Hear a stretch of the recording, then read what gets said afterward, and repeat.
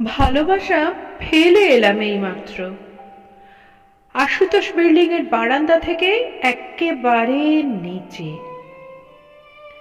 পতনের শব্দ হলো না, কোনো শব্দ হলো না, তবু কেন ভূকম্প অনুভূত হলো।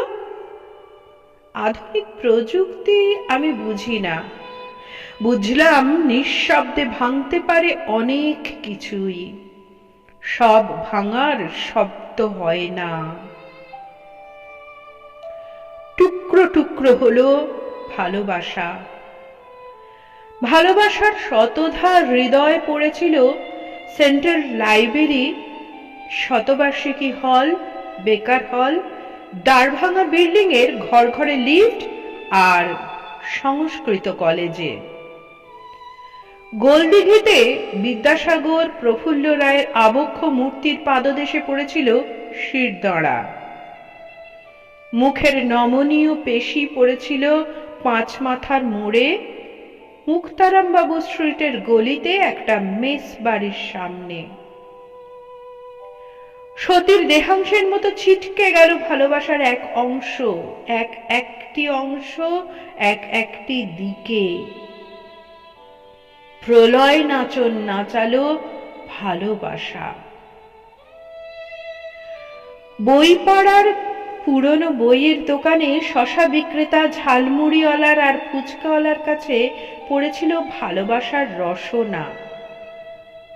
বাম পাঁজরটা গিয়ে পড়ল শিয়ালদহ স্টেশনের 10 নম্বর প্ল্যাটফর্মে বহু মানুষের ভিড়ের ঠিক মাঝখানে।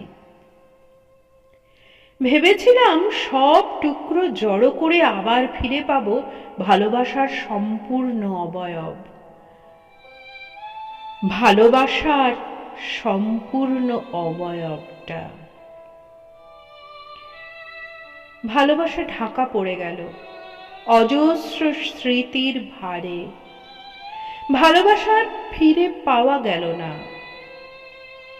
দেখিনি আগে, ডান হাতের করতল খুঁজে পেলাম বসন্ত কেবিন, পুঁটিরাম আর মৌচাকে।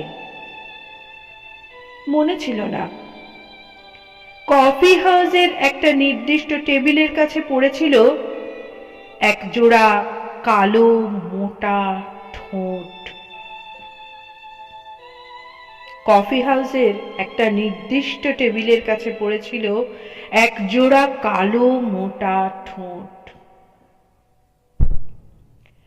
কবিতা নটরাজ, কবি অনুরাধা চৌধুরী,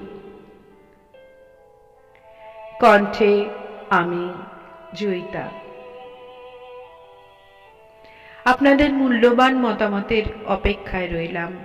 দিদিকে আমার সশ্রদ্ধ প্রণাম জানাই।